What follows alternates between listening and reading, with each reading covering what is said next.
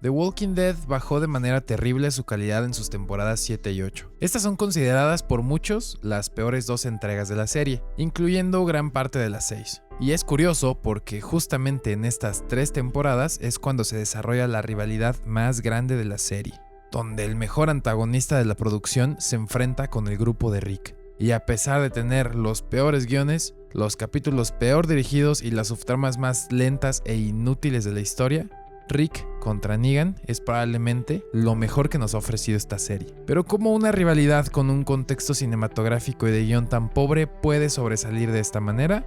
Pues eso exploraremos en este video.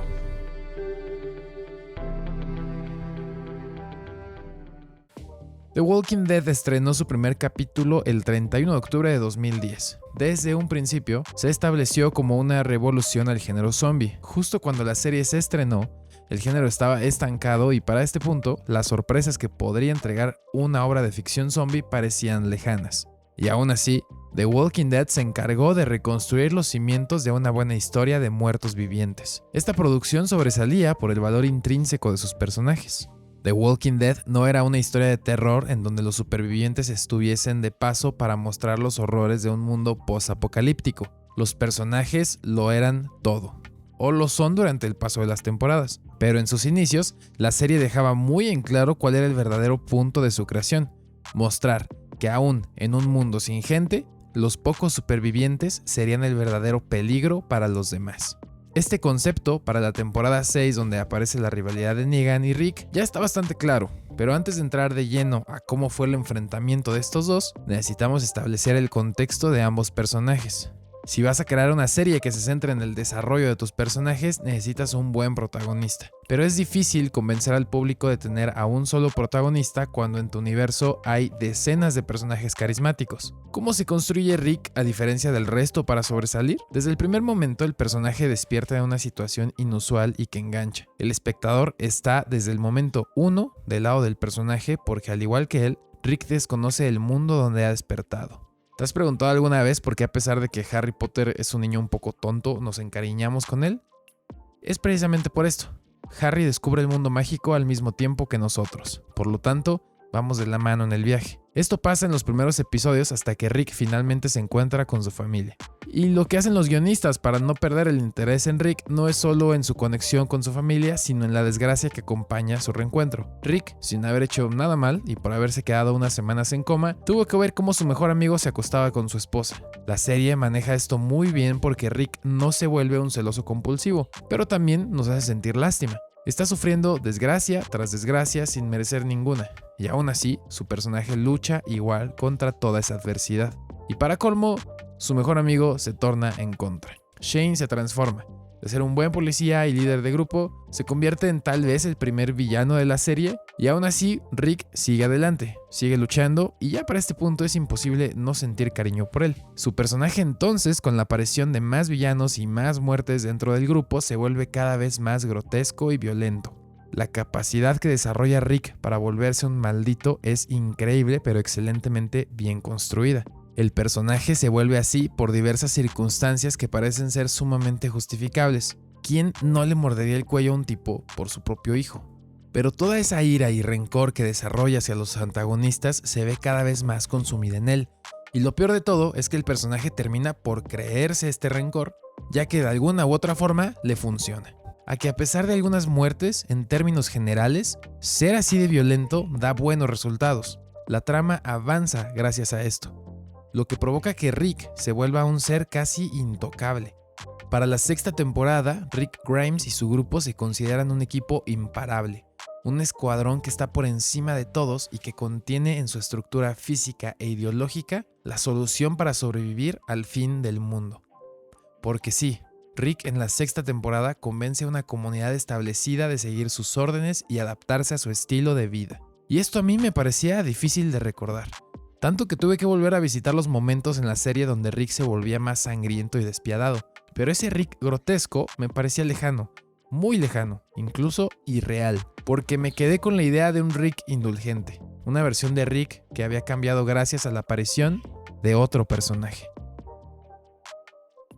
Hitchcock creía que la manera más eficiente de generar expectación con los personajes no era con un momento de explosión, sino con la anticipación a dicha explosión. En otros términos, una escena en la que están dos personas platicando sobre una mesa en donde de repente explota una bomba debajo de la mesa crea shock, pero esta es momentánea y poco satisfactoria. En cambio, si en la primera escena mostramos la bomba y su contador, tendremos al espectador ansioso por saber qué pasará cuando el reloj de esta termine. La temporada 6 de The Walking Dead es para muchos una de las temporadas más aburridas de la serie por la sobrecarga de subtramas que no aportan nada a la trama principal. Sin embargo, yo creo que maneja de forma excelente la integración del nuevo villano de la serie.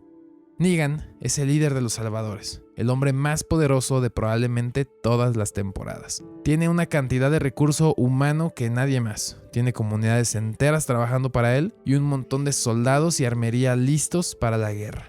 Pero su presentación no consiste en cómo éste le presume su poderío a la comunidad de Rick, sino en cómo se habla del personaje a través de los capítulos sin siquiera mostrarlo. Negan no aparece hasta el capítulo 16, lo cual es perfecto. Es el tipo de estructura para un villano que a mí más me gusta. Los personajes poco a poco se dan cuenta de que los salvadores son un grupo más fuerte de lo que creían, y de que por alguna razón todos le mantenían fidelidad a un tal Negan. En esta temporada este personaje es un total fantasma, es alguien de quien se habla pero nunca se le ve.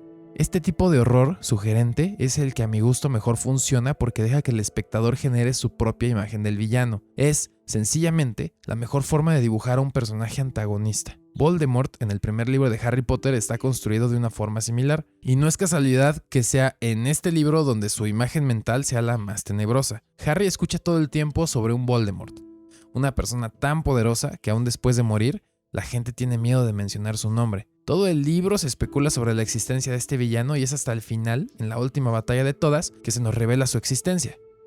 La existencia de Voldemort y los mortífagos ya no es tan impresionante en los libros 2 y 3 como si en el 1. Rowling nos despierta de nuevo el interés por este personaje cuando tiene una reinvención al final del cuarto libro, pero no es hasta el sexto, en El misterio del príncipe, que de nuevo quedamos fascinados por el villano de esta saga. ¿Cómo se logró?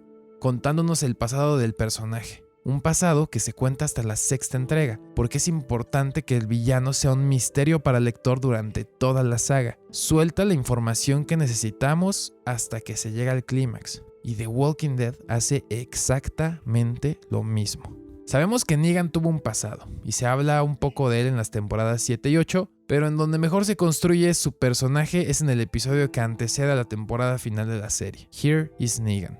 Here is Negan es fácil uno de los mejores 10 episodios de toda la serie, incluso me atrevo a decir que es top 5. Para entender el concepto de este episodio es importante saltarnos la guerra entre Negan y Rick para encontrarnos a un Negan reinstituido en la sociedad y fuertemente odiado por Maggie. En el episodio Here is Negan se nos cuenta el pasado de este personaje. Es evidente que en el presente Negan no es ni la sombra de lo que fue antes, y tiene muchos problemas mentales gracias a esto. Llega a discutir consigo mismo y viaja al lugar donde fue vencido. Esto nos lleva a un montón de flashbacks donde se nos cuenta cómo Negan, ese ser poderoso y con una capacidad para dirigir impecable, fue profesor de educación física en su pasado. Esto es perfecto, pues la serie hace hincapié muchas veces en que no importa lo que hiciste antes del apocalipsis, sino lo que has hecho después. Rick solía realizar 3 preguntas a los nuevos integrantes de su grupo. ¿Cuántos caminantes has matado? ¿Cuántas personas has matado? ¿Y por qué? Estos 3 parámetros están completamente relacionados al mundo post-apocalíptico.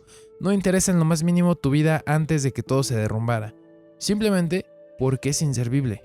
Así como Beta solía ser un cantante de country, Negan era un profesor de educación física y da exactamente igual.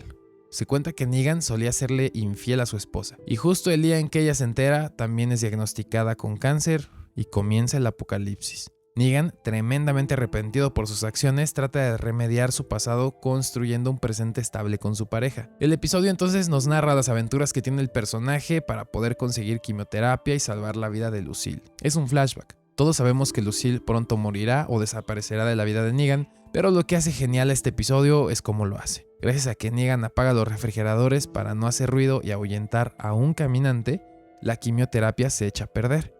Tiene que salir a buscar más medicamento, pero cuando regresa encuentra a su esposa sin vida. Es increíble cómo los guionistas te hacen empatizar con este monstruo.